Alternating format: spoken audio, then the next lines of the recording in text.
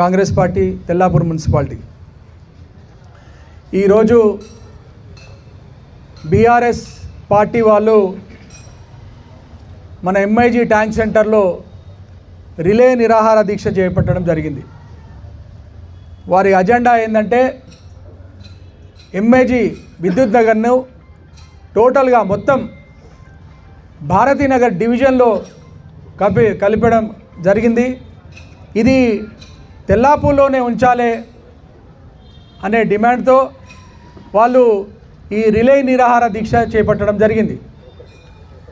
మొట్టమొదటిగా మేము చెప్పదలుచుకుంది ఏంటంటే కాంగ్రెస్ పార్టీ తరఫున కాలనీవాసుల తరఫున మేము ఈ రిలే నిరాహార దీక్ష పార్టీలకు అతీతంగా ఉంటుందని మేము అనుకున్నాం.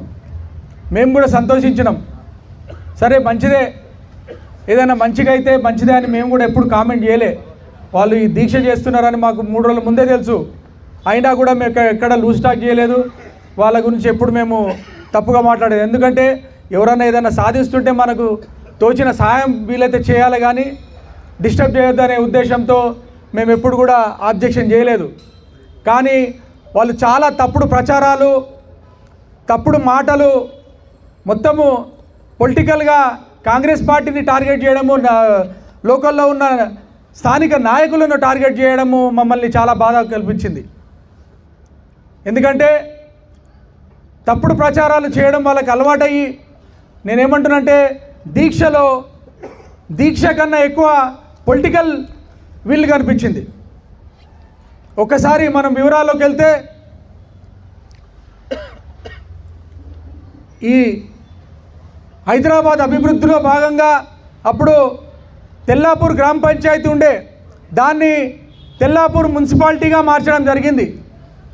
తదనంతరం ఇప్పుడు ప్రస్తుతం తెల్లాపూర్ మున్సిపాలిటీని గ్రేటర్ హైదరాబాద్ జిహెచ్ఎంసీలో అభివృద్ధి నిమిత్తమే దీన్ని భారతీనగర్లో కలిపారని మనకు రాష్ట్ర ప్రభుత్వం వాళ్ళు చెప్పినారు.